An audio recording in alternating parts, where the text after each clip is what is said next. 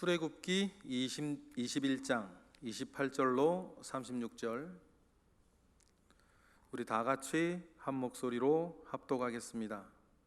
소가 남자나 여자를 받아서 죽이면 그 소는 반드시 돌로 쳐서 죽일 것이요 그 고기는 먹지 말 것이요 임자는 형벌을 면하려니와 소가 본래 받는 버릇이 있고 그 임자는 그로 말미암아 경고를 받았으되 단속하지 아니하여 남녀를 막론하고 받아 죽이면 그 소는 돌로 쳐 죽일 것이요 임자도 죽일 것이며 만일 그에게 속죄금을 부과하면 무릇 그 명령한 것을 생명의 대가로 낼 것이요 아들을 받든지 딸을 받든지 이 법규대로 그 임자에게 행할 것이며 소가 만일 남종이나 여종을 받으면 그 소 임자가 은 30세겔을 그의 상전에게 줄 것이요 소는 돌로 쳐서 죽일지니라.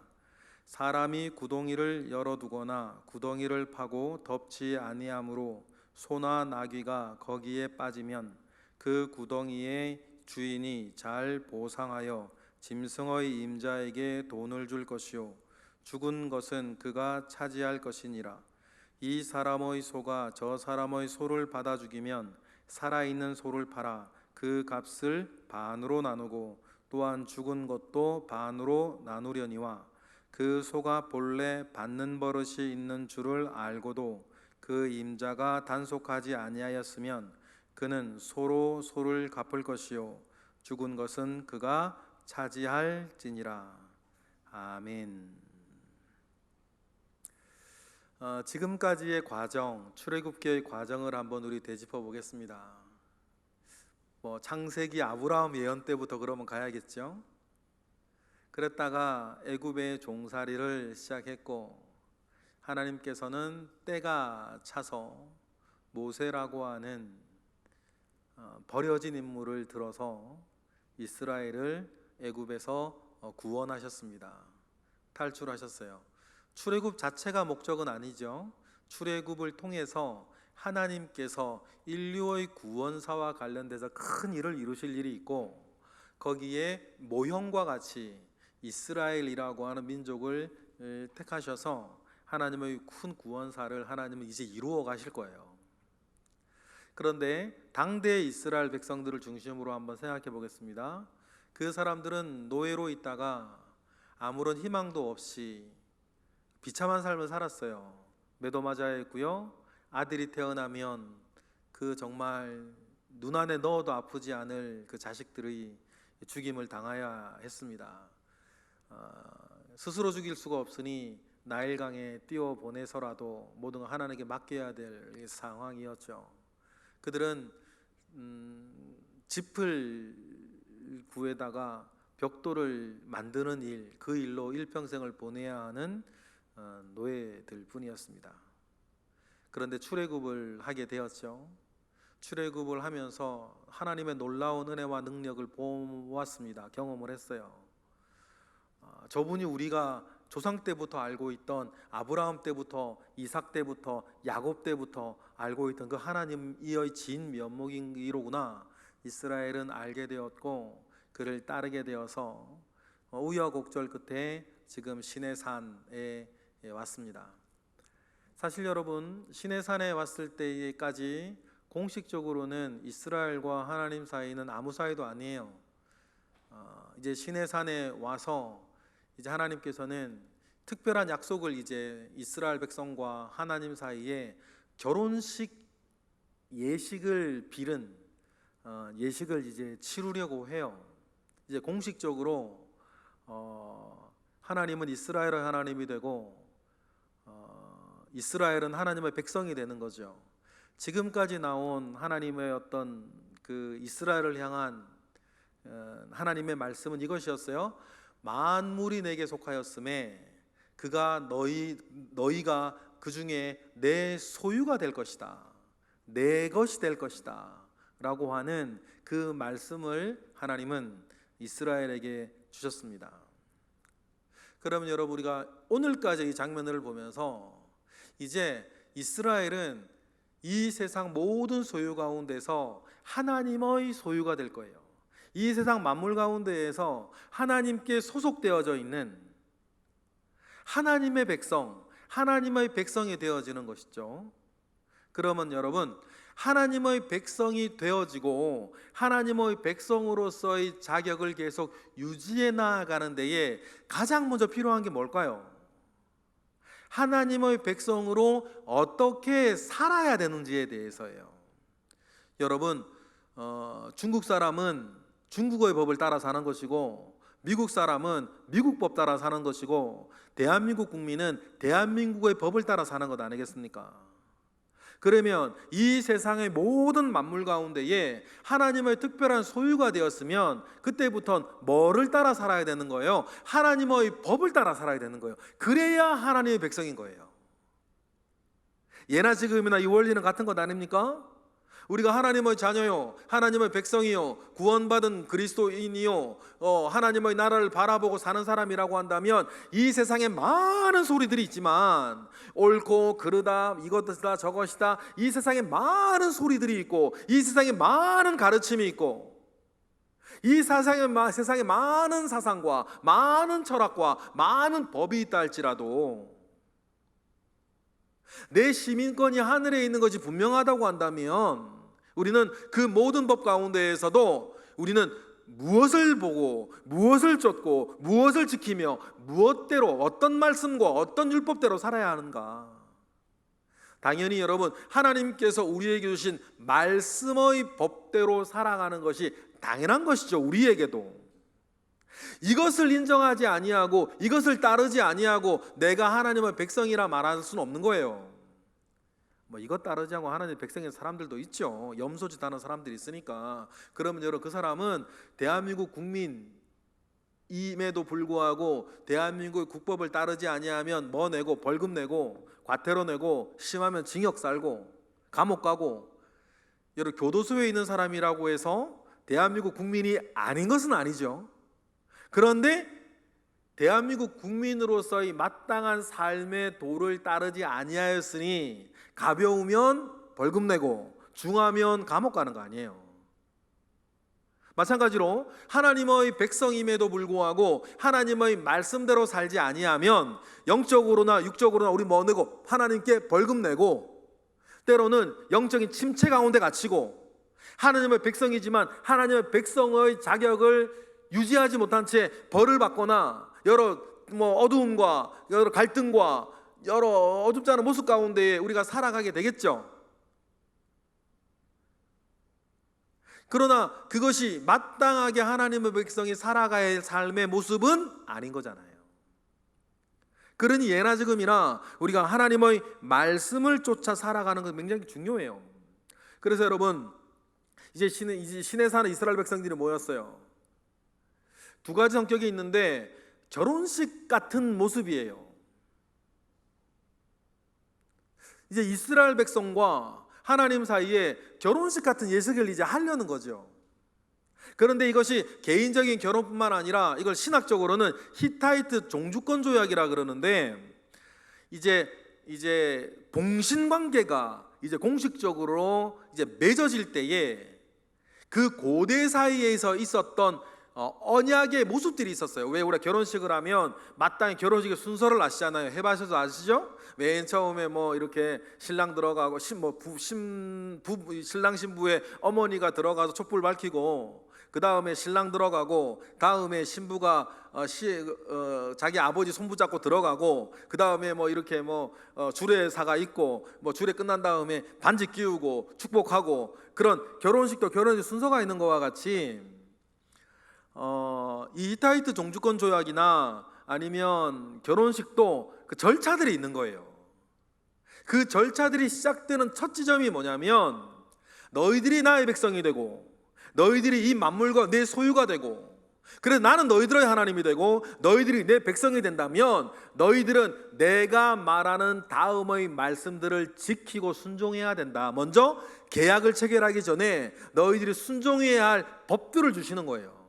이 법들을 다 지키면 하나님 약속하시는 게 있겠죠. 나는 너희들의 하나님이 되고 적과 꿀이 흐르는 땅을 너희들을 인도하여서 너희들이 민족을 이루고 나라를 이루어 이 땅 가운데 제사장의 나라요 나의 선택된 백성으로 내가 삼아줄 것이다 라고 하는 하나님으로부터 약속이 가는 거고, 그 약속을 받기 위해서는 하나님께서 말씀하신 이 법들을 지켜 나아가야 되는 거예요. 그런데 하나님께서 먼저 법을 주시는 거죠. 이 법들은 이렇다. 내 백성들은 이렇게 살아가는 사람들인데 너희들이 이거 받고 순종하고 계약서에 도장 찍을래? 그 계약도 찍기 전에 하나님께서 요구하시는 계약 조항들을 얘기하시는 거예요.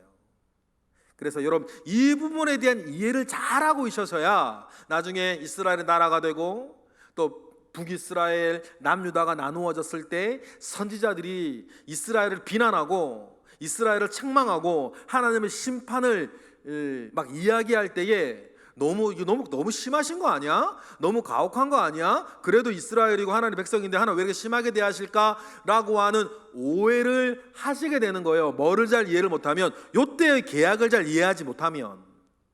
그러니까 이런 계약서의 도장을 찍은 다음에는, 우리도 지금도 그렇죠. 계약서 도장 찍기 전에는 이러기나 저러기나, 그러나 계약서에 도장을 찍은 뒤로부터는 그 계약서에 등재되어 있는 모든 내용들을 지켜야 되는 거예요. 지키지 않으면 뭐를 받아요? 대가를 받아요. 벌을 받아야 되는 거예요. 그러면 지금 우리가 지금 이 본문, 우리가 출애굽기 19장부터 읽고 있는 이 토라, 시작된 토라의 모든 내용은 무슨 내용이냐면, 도장 찍기 전에 계약서의 내용들은 이러한 것인데 이 내용들 너희들이 읽고 받아들여서 너희들이 납득이 되어주고 믿고 순종할 것 같으면 이 계약서에 도장 찍어라. 그 계약서 도장 찍기 전에 하나님께서 계약 조항들을 말씀해 주시는 것들이에요. 그것을 우리는 토라, 율법이라고 부르는 거죠. 그러면서 하나님께서 맨 처음에 헌법과 헌장과 같은 십계명 딱 먼저 얘기하시고, 헌법 이야기하건 다음에 각 조항들을 먼저 이야기하시는데 제일 처음 얘기한 게 뭐예요? 종에 대한 것이었어요. 하나님은 언제나 낮은 곳에서부터 시작하시니까 하나님의 성품을 우리 알 수 있죠. 그리고는 사람을 쳐 죽이는 일들에 대한 살인죄와 관련된 이야기를 하셨어요. 왜냐하면 살인은 하나님의 형상을 파괴하는, 하나님 아버지 앞에서 윤리적으로 사람이 지을 수 있는 가장 극악한 죄가 살인이기 때문이에요. 왜냐하면 우리가 알고 있는 것처럼 모든 사람은 하나님의 형상으로 지음받았는데 윤리적으로나 영적으로나 살인한다라고 하는 것은 사람을 죽이는 것에 그치지 아니하고 그 사람에게 있는 하나님의 형상을 파괴하는 일이거든요. 그래서 오늘 본문에서도 그게 나오는데, 소라 하더라도 그가 들이받아서 사람을 죽이면 히렘사상이라 그러는데, 하나님의 형상을 파괴한 대가로 모든 것을 진멸하라.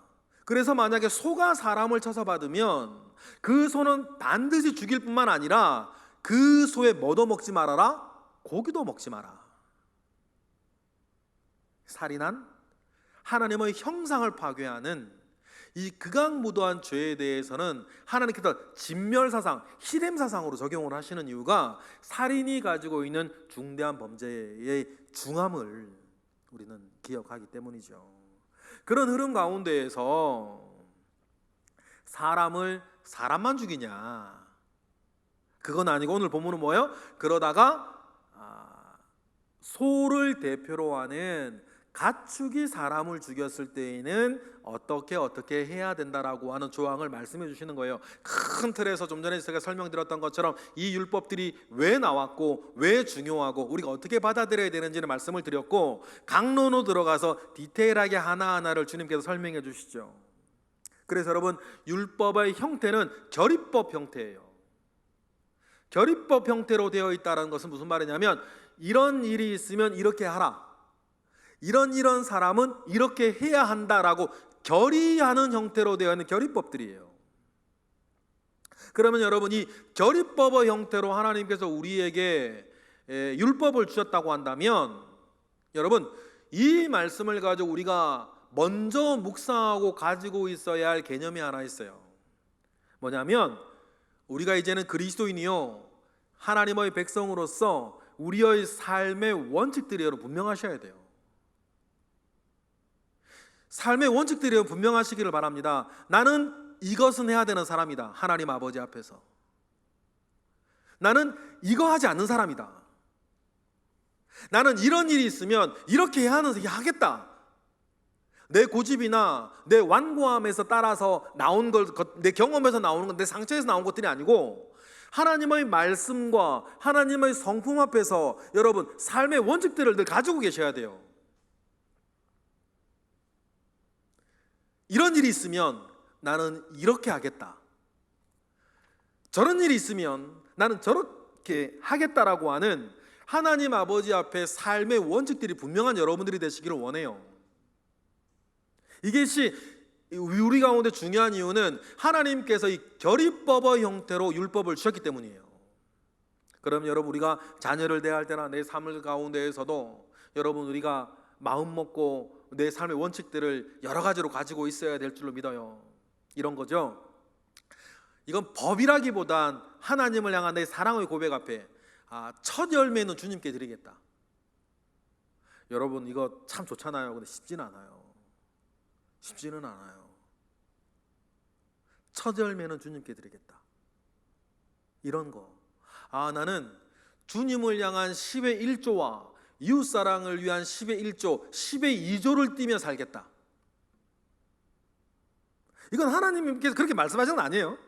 그런데 우리가 그리스도인으로서 가지고 내 삶의 원칙들, 하나님의 말씀을 다루는 제가 늘 가끔 말씀을 드리죠. 말씀을 전할 때는 절대로 나는 중요한 일은 아니지만 나 스스로를 지키기 위해서 양복상의 단추를 풀지 않겠다.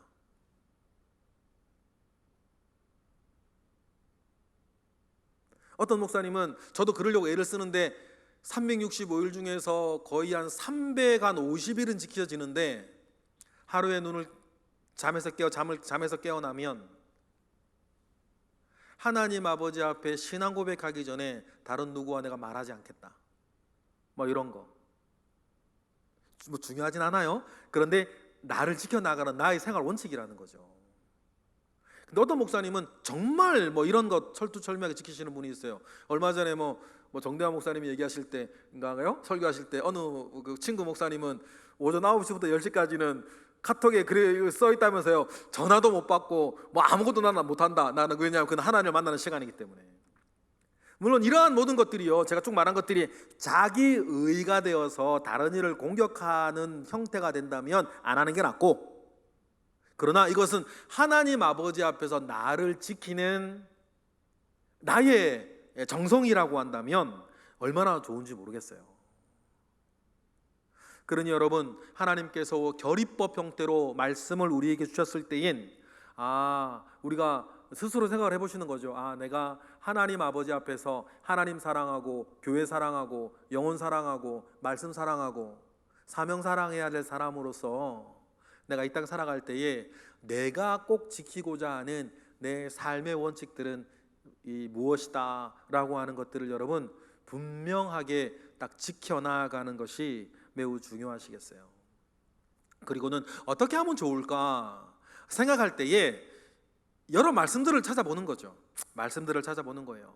또 하나님께서 그 고대사회임에도 불구하고 참 자세하게 하나님의 백성은 이렇게 살아야 한다, 이렇게 사는 사람들이어야 한다라는 걸 알려주셨어요. 정말 주님의 말씀처럼 참새 2마리가 한 아사리온에 팔리는 것을 주님이 다 아시지 않습니까? 정말 하나님 우리의 삶을 잘 알고 계세요. 심지어는 그 말씀하시면서 너희들의 머리털까지도 다 세시는 바 되시는 분이 아니냐. 여러분, 하나님께서 정말 저와 여러분의 삶, 우리의 삶을 그래 잘 알고 계시는 분이신 것을 믿습니다. 내가 지금 이런 상황과 이런 처지와 이런 감사와 이런 불안과 이런 고통 가운데 있다는 것 하나님 왜 모르시겠습니까? 아시는 하나님께서, 우리의 첫 번째 믿음, 모든 걸 아시는 하나님께서 나를 그러한 삶의 정황 가운데 세워놓으셨다. 그래 때로는 이겨야 하고 때로는 견뎌야 하고 때로는 싸워야 하고, 때로는 여러분 참아야 하고, 때로는 기도해야 되고, 때로는 노래해야 되고, 때로는 감사해야 하고, 때로는 함께 어울려가야 하는 우리의 삶의 그 정황 가운데 나를 이렇게 오롯이 세워주셨다. 이 모든 것을 아시는 하나님께서, 그러면 여러분 일단은 범사에 감사하고 쉬지 않고 기도하고, 여러분 늘 찬양하며 살아가시는 아주 우리의 삶의 기본적인 태도가 우리 가운데 잘 구비되어져 있기를 주님의 이름으로 축복합니다. 그리고는 오늘 본문이에요. 중간에 말씀을 드렸듯이 사람만 사람 죽이나 소도 사람을 쳐 죽인다. 그랬을 때 이럴 땐 이렇게 하고 저럴 땐 저렇게 하고 하나님이 가르쳐 주시죠. 이 말씀 하나하나를 보면서 여러분 하나님의 말씀을 내 등의 발로 삼아 살아가시는 저와 여러분 되시기를 바랍니다. 시편 119편에서 그래서 뭐라 그럽니까? 우리 읽어볼까요?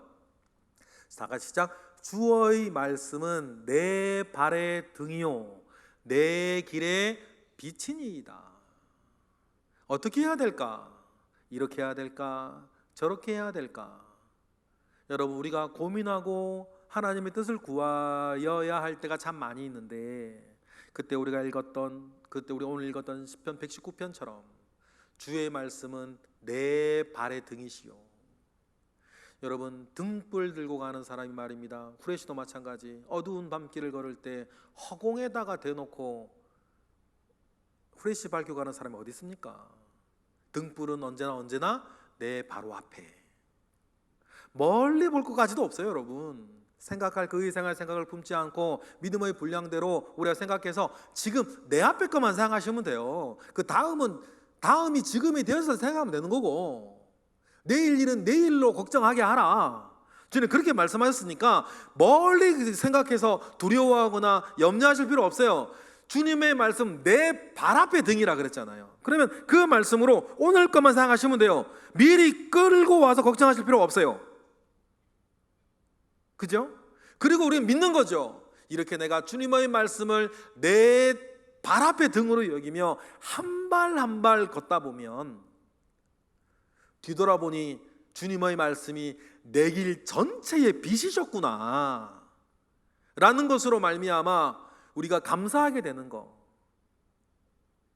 그러한 은혜가 우리 가운데 있어야 될 줄로 믿습니다. 그러니 이러한 마음 가운데 살던 사람은 늘 말했어요. 하나님 아버지 앞에서 예수 그리스도가 늘 예 되었듯이 바울이나 실로아노나 하나님 아버지 앞에서 말씀 앞에 예 순종하며 사는 사람으로는 살아왔다. 내가 이걸 의심치 아니한다. 늘 그리스도인들은 그렇게 말했죠. 지금 제가 드린 말이 누구의 말입니까? 바울의 말이었어요. 고린도서 1장 18절 20절에 보니까 바울이 뭐라 그럽니까? 그리스도가 그렇게 하셨던 것처럼. 읽어보실까요? 시작. 하나님은 미쁘시니라 우리가 너희에게 한 말은 예하고 아니라 함이 없노라. 19절. 우리 곧 나와 실로아노와 디모네로 말미암아 너희 가운데 전파된 하나님의 아들 예수 그리스도는 예하고 아니라 함이 되지 아니하였으니 그에게는 뭐만 되었느니라? 예만 되었느니라. 20절. 하나님의 약속은 얼마든지 그리스도 안에서 예가 되니 그런즉 그로 말미암아 우리가 아멘하여 하나님께 영광을 돌리게 되느니라. 할렐루야. 이것이에요. 우리의 삶의 도는 이것 아닙니까? 예수님께서 하나님 아버지 앞에 언제나 예가 되셨던 것처럼 우리도 하나님과 예수 그리스도 앞에 언제나 예하고 순종하고 아멘하고 화답하여서 살아가는 것이 내 삶의 동기요 내 삶의 힘이요 내 삶의 목적이다. 이것이 하나님의 백성의 삶이다. 우리 그리스도인들은 늘 그렇게 고백을 했어요. 그렇다고 해서 여러분 바울이 완전 무결하냐? 완전 무결하면 바나바하고 대판 싸워가지고 왜 교회를 둘러치잖아.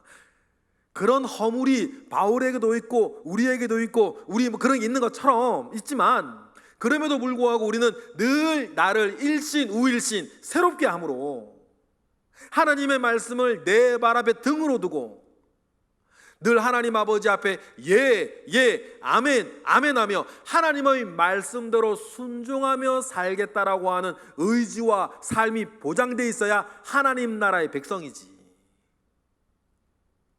하나님의 나라의 말씀대로, 하나님 나라의 법대로 살지 않겠다고 하는 사람이 어떻게 그 나라의 백성이 되겠어요? 좀 전에 말씀드렸던 것처럼 중국 사람은 중국법 따라 사는 것이고, 일본 사람은 일본법 따라 사는 것이고, 대한민국 국민은 대한민국 국법을 따라 사는 것이 당연한 것과 같이 우리가 하나님 나라의 백성이 맞을진데, 그러면 하나님 나라의 말씀을 따라 살아가는 것은 당연하다.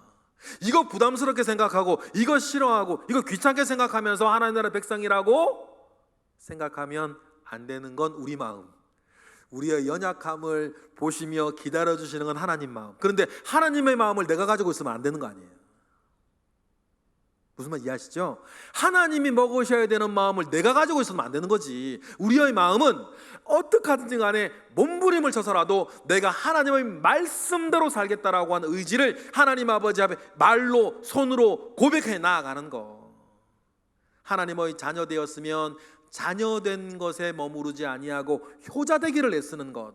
하나님 나라의 백성이 되었으면 백성 그 자체에 된 것으로 만족하지 아니하고 모범 시민 되도록 하는 것. 그 마음의 태도를 우리가 늘 가지고 있어야겠고, 그 마음의 태도를 주님 기뻐 받으실 줄 믿습니다. 하나님이 뭐 우리가 이렇게 한다고 저렇게 한다고 하나님께 득이 되고 해가 될 게 뭐가 있겠습니까? 하나님께서 우리에게 기대하시는 것은 하나님을 사랑하며 살기 위해 애쓰는 그 마음을 받는 것이지, 천천의 수양과 그 제사를 내가 받겠냐. 오히려 순종하며 나를 사랑하여 순종하며 살기 원하는 그 마음과 믿음을 받는 것이지, 그 마음과 믿음을 때로는 시간으로, 때로는 예물로, 때로는 봉사로 그렇게 고백하며 살아가면서 내가 하나님을 사랑하는 사람인 것을, 내 마음을 고백하며 살아가는 것을 주님, 그것을 기뻐하는 것이지, 이것이 하나님 나라의 무슨 교회에 내 인생에 뭐가 그렇게 득이 되고 안 됐다고, 사실은 육의 눈으로 보면 다 꽃과 같이 시들고 풀과 같이 마르는 것들인데 잘한 거나 못한 거나. 여러분, 그 삶의 도가 우리 가운데 분명히 서 있는 우리 모두가 되기를 바랍니다.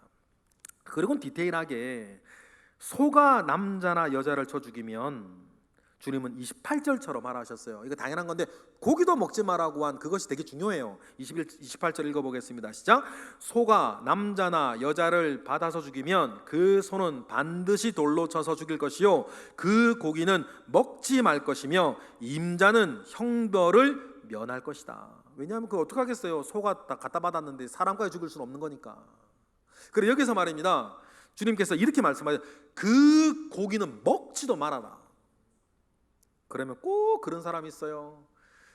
안식일에는 만나 없으니까 둘째 날 2배로 거두라 그랬고, 안식일에 거두러 나가지 말고 장막에 머무르라 그랬는데 꼭 그런 인간 꼭 있더라. 있나 없나 아침에 나가보는 인간.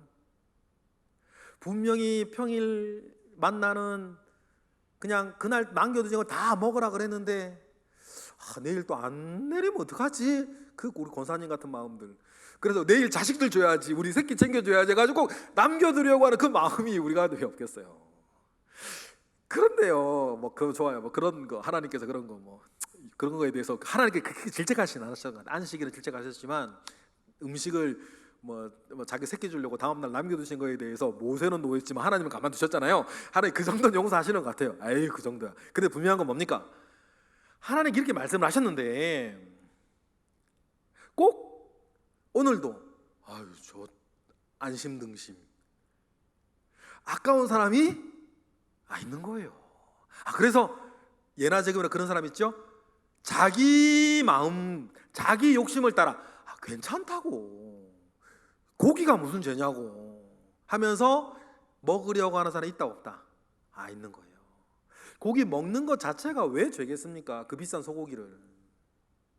그런데 똑같은 논리, 동산 중앙에 있는 나무의 가시를 과실은 따면 어떻고 안 따면 어때?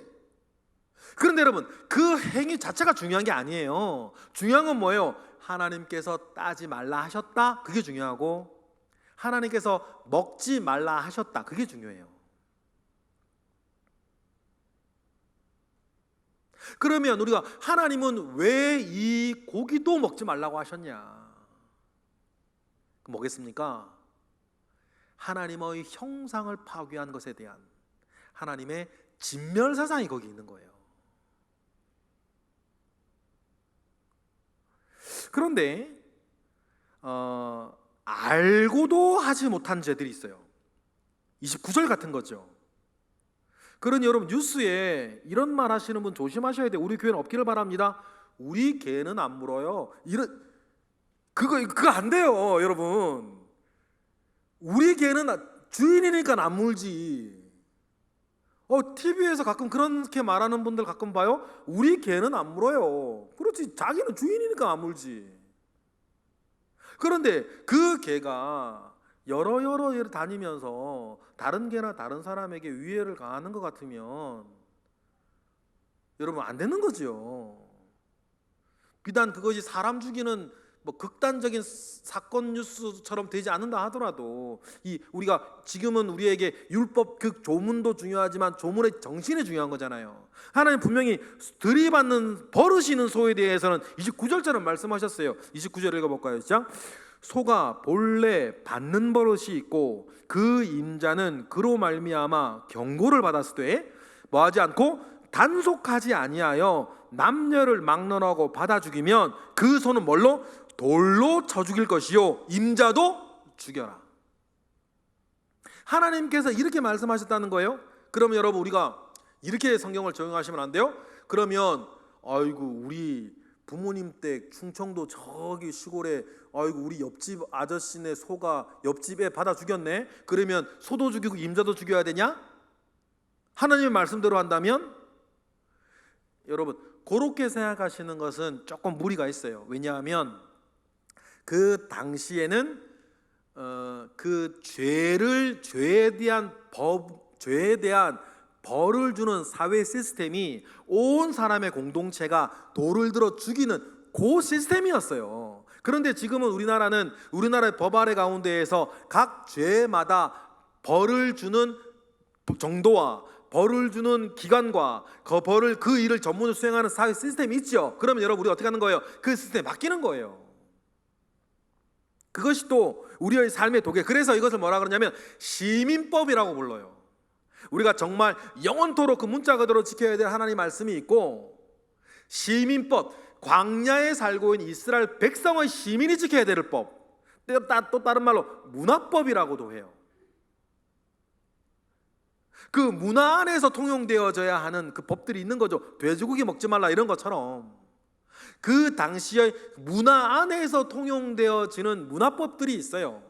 물론 이런 거와 상관없이 절대적으로 지켜나갈 절대법이 있고, 그러니 이 말씀들을 읽으면서 여러분 그런 사소하게 그런 마음들이 생기신다면 하나님의 말씀을 접근해 나아가는 이런 다른 유산들에 대해서 우리가 알고 이해하고 받아들이셔야 할 필요가 있는데, 여기서 중요한 건 뭐냐면 본래 버릇이 있음을 알매도 불구하고 다른 사람에게 위해가 될 수 있는 가능성이 있다는 것을 알매도 불구하고 내버려두는 태만에 대해서 하나님 분명히 뭐 하시나 물으신다. 여러분, 소뿐이겠습니까? 사람도 마찬가지. 여러분, 저나 여러분들이나 이렇게 요 정도 살면요, 내 단점, 내 약점을 알아요. 내가 약한 것이 알고 내가 특정 부분들에 대해서 사람 이렇게 막 상처 주는 수 있는 내 어떤 언행심사를 우리가 알아요. 그랬을 때 여러분, 하나님의 말씀을 적용하세요.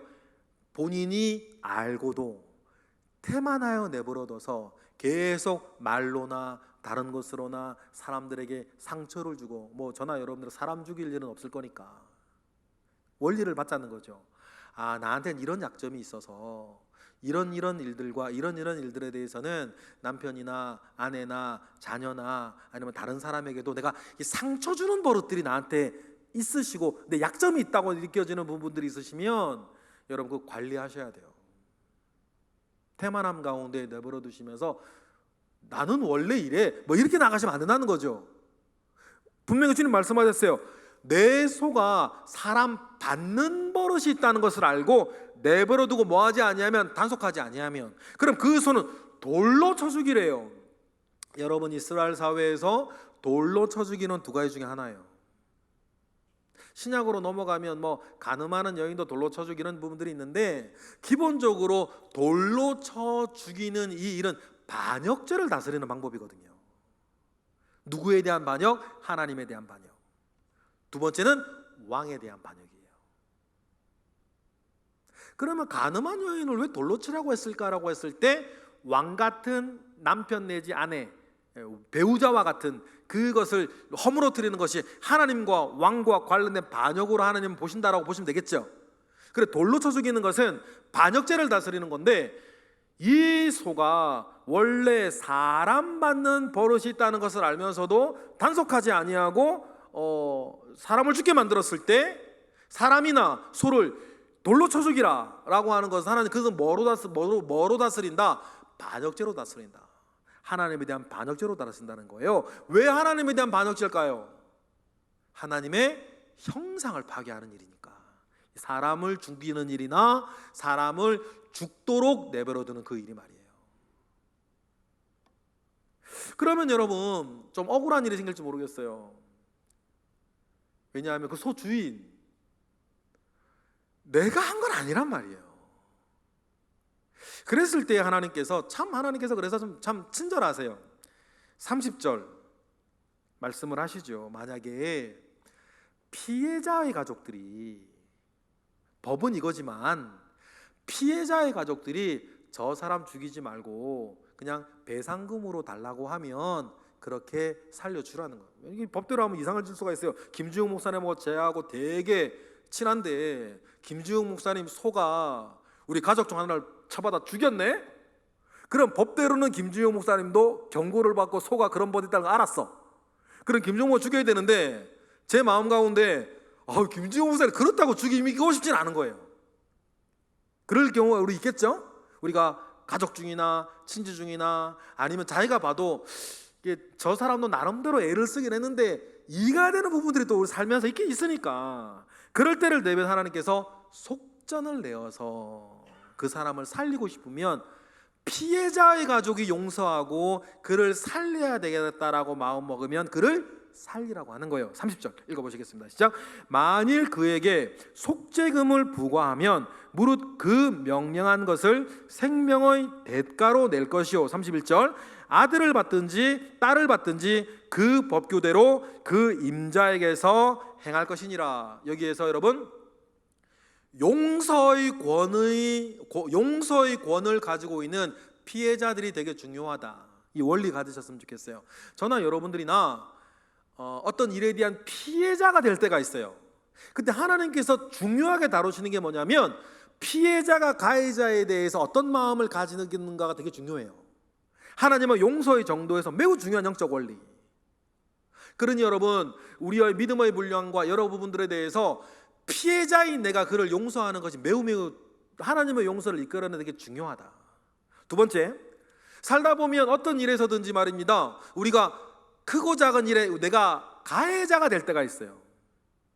그럴 때 말입니다, 하나님 아버지 앞에서 우리가 회개와 용서를 다룰 때에도 내 잘못으로 인해 어떤 사람이 피해를 보았을 때에 그 피해자가 나에 대해서 어떤 마음을 가지게 하느냐가 하나님 아버지 앞에서 회개에서 되게 중요해요. 그래서 그리스도인들이 말입니다, 무책임한 거죠. 내가 어떤 허물이 있고 죄가 있고 피해자가 있는데, 나는 믿음 있고 신앙이 있어서 하나님께 기도하고 막 이렇게 해서 은혜 받고 용서받고 고백하고 다 끝났어. 그런데 뭐는 그대로, 피해자는 그대로 있는 거예요. 영화 미량의 유명한 그 사건 일화가 미량 얘기 그 나오죠. 그러면 내가 하나님으로부터 받는 그 은혜 자체가 피해자에게 뭐가 되는 거예요? 욕이 되는 거예요. 하나님의 욕이 되는 거죠. 그러니 여러분, 피해자의 마음이 중요하다. 우리가 피해자로 있을 때나 우리 일들에 다른 피해자가 있을 때, 그래서 피해를 본 사람에게 여러분 그 마음을 녹이기 위해 정말 애를 써야 돼요. 하나님의 용서에서도 매우 중요하니까.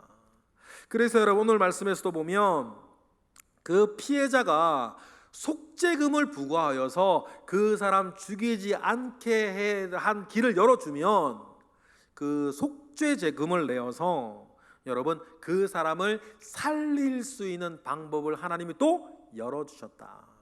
그래, 이것이 굉장히 중요한 요소가 뭐냐면, 이렇게 피해자를 대신하여서 속전을 내는 것이 뭐로 연결되는 거예요? 우리의 구원과 연결되어져요.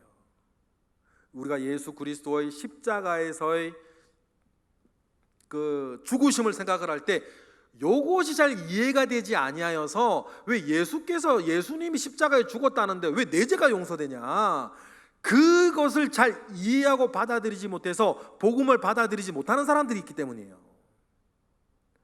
그 사람은 그 사람이고 나는 나지. 아담의 죄는 아담의 죄고 내 죄는 내 죄지. 예수의 십자가 예수 십자가고 나는 나지. 왜 그것 때문에 내가 용서가 돼야 된다라고 하는 이 영적인 원리를 이해하지 못하는 사람들이 복음을 잘 못 받아들여요. 그런데 여러분, 하나님은 이 속전을, 다른 이의 속전을 통해서 그 죄 지은 사람이 용서받을 수 있다는 것을 이미 율법에서부터 심어주셨어요. 그러니 여러분, 제가 이제 우리가 지금 보고 있는 성경이 개역 개정 성경이고 예전 개역 성경에서는 이걸 우리가 좀 더 이해하기 편하게 우리가 옛날부터 성경을 봐왔기 때문에 속전, 속하여 주는 돈, 대속, 대신 속하여 주는 것이라는 단어를 썼거든요. 요즘 요 단어들이 속량이라고 하는 단어로 바뀌었어요.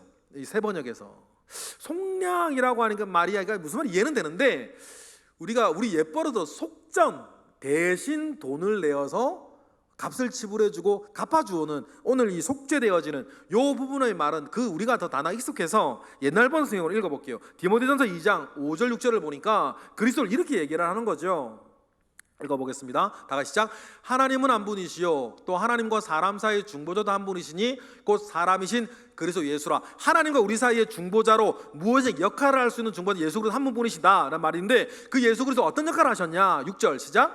그가 모든 사람을 위하여 자기를 대속물로 주셨으니 기약이 이르러 주신 증거니라. 이 대속물이라고 하는 것은 우리가 아는 것처럼 제사 지낼 때에 제사의 죄를 속하기 위해 대신 드려지는 양과 소, 오늘 우리 본문으로서는 그 사람의 죄를 속하기 위해 내는 속죄금을 말해요.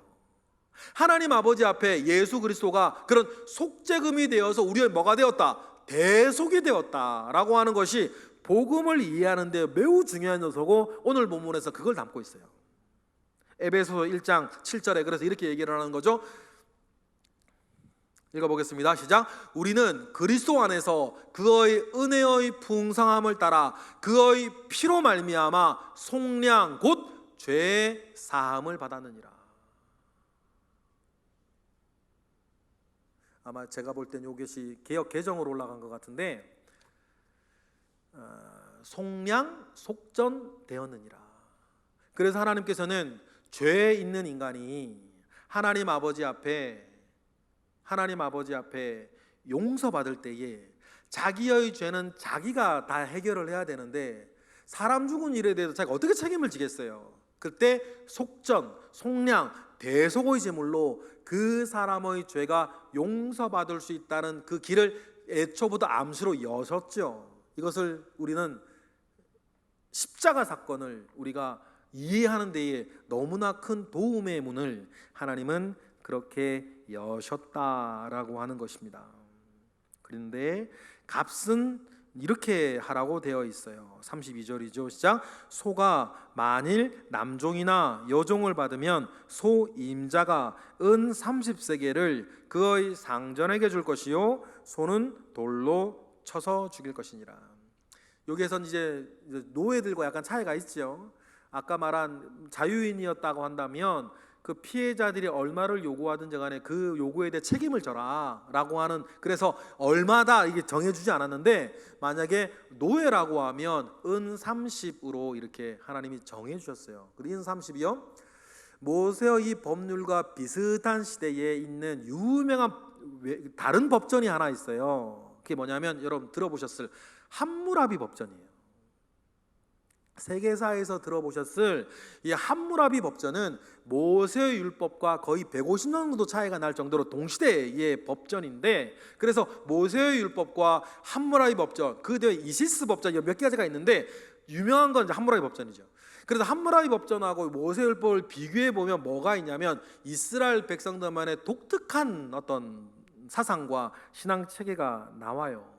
그런데 은 30, 은 30이면 아까 자유인은 거의 무한대인데 은 30이면 너무 좀 종들을 가볍게 여기는 건 아닌가? 하나님 좀 그러시지 않나? 그런 생각 우리 들을 수도 있는데 함무라비 법전에 보면 이렇게 나와 있어요. 소가 귀족을 쳐 죽이면 은 30세겔로 갚고, 소가 노예를 쳐 죽이면 은 20세겔로 갚으라. 그러니까 이제 은 30세겔이라고 하는 것이 하나님께서 그 당시의 문화 안에서는 그 사람의 가장 귀한 사람의 목숨값을 은 30으로 쳤어요. 함무라비 법전에서는 소가 사람을 쳐 죽였을 때 사람 죽이라는 말은 없습니다. 소가 사람을 쳐 죽였을 때 그 소와 그 임자도 죽이라는 말은 이스라엘만 가지고 있는 독특한 생각이에요. 왜 이런 독특한 생각이 생겼는지는 여러분 좀 전에 말씀을 드렸어요. 살인은 뭐였으니까? 하나님의 성상 파괴하는 일이니까 그렇게 되어졌습니다. 33절은 재산권에 대한 것이죠. 33절에 나오는 구덩이는 물웅덩이예요. 물이 귀한 당시였으니까 비가 우기 때 물웅덩이를 깊이, 되도록이면 깊이 파두고 우기 때 물을 모아두어야 건기 때 물을 갖다 쓰니까, 우물로 쓰니까 이렇게 물웅덩인데 뭐 여러 자료를 보면 고고학적으로 발견된 것 중에서는 제일 깊은 게 12m짜리래요. 이런 거 있죠? 요셉의 형들이 요셉을 죽이려고 하다가 웅덩이에 넣었는데 물이 없어 말라 웅덩이여서 요셉이 살았다라고 하는 거 두 번이나 반복해서 말씀하시잖아요. 그것은 이제 여러 가지가 있죠. 이미 아마 그 암시는 물이 있을 시기였을지도 몰라요. 그런데 물이 없었던 것은 하나님이 누구를 살리기를 원하셨다, 요셉을 살리기를 원하셨다는 뜻도 되는데, 그것을 우리가 가져와서 보면 여기서 구덩이를 파두고 문을 열어두거나 뚜껑을 덮지 아니하였다라고 하는 거기서 그 소가 빠져서 나귀가 빠져서 되어졌다, 뭐 이것은 물탱크를 여러분 생각하시면 되고, 근데 그 주인이 깜빡하고 뚜껑을 덮지 않은 거죠. 그럴 때는 소가 죽었을 때는 사람 죽인 게 아니니까 34절 뭐만 잘해줘라, 보상만 충분하게 해줘라. 근데 만약 35절 그렇게 하나님께 교통질서를 잡아주시는 거죠. 그 35절 소가 다른 사람의 소를 받아 죽였다. 그러면 어떻게 하라? 35절 50대 50으로 나누어라. 반반 나누어서 죽은 소나 산소나 반반으로 나누어서 이렇게 해결을 하라고 했어요.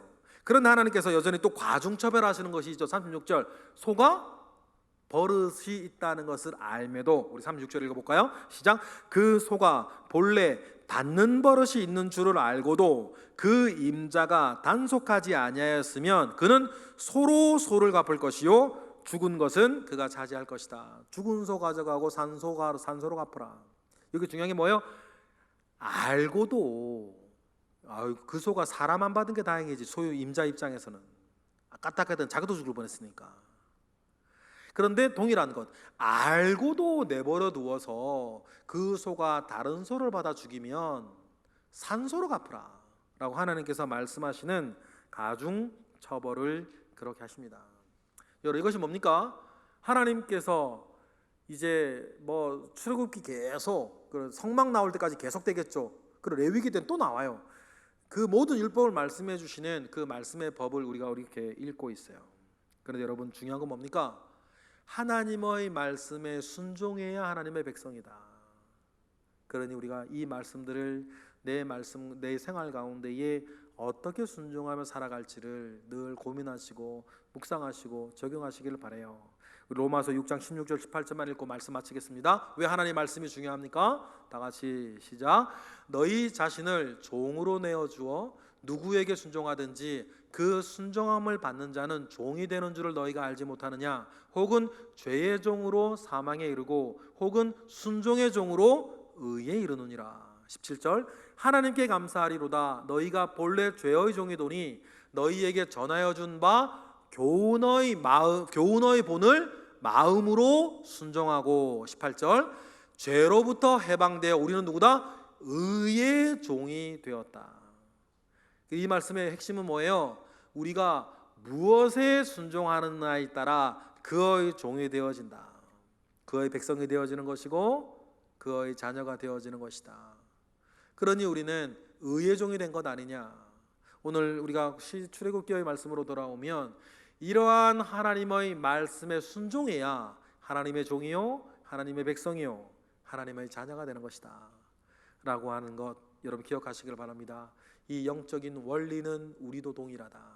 우리가 순종하고 복종해야 한다면 하나님의 말씀에 순종하고 하나님의 말씀에 복종하며 사는 것이 우리의 마땅한 길이라고 하는 것을 기억하시고 이러한 삶의 도에 승리하시는 우리 모두가 되기를 축복합니다. 기도하겠습니다. 할렐루야. 하나님 감사와 영광 올려드립니다. 하나님 아버지로부터 말미암아 오는 선한 일들이 우리 가운데 있기를 원합니다. 주여 은혜 위에 은혜를 더하시고 하나님 아버지로부터 말미암아 오는 선한 역사 있도록 주여 도우시옵소서. 말씀을 주셨습니다. 말씀 가슴에 새기고 늘 순종하며 살도록 우리를 붙잡아 주옵소서. 예수 그리스도 이름으로 기도드렸나이다. 아멘.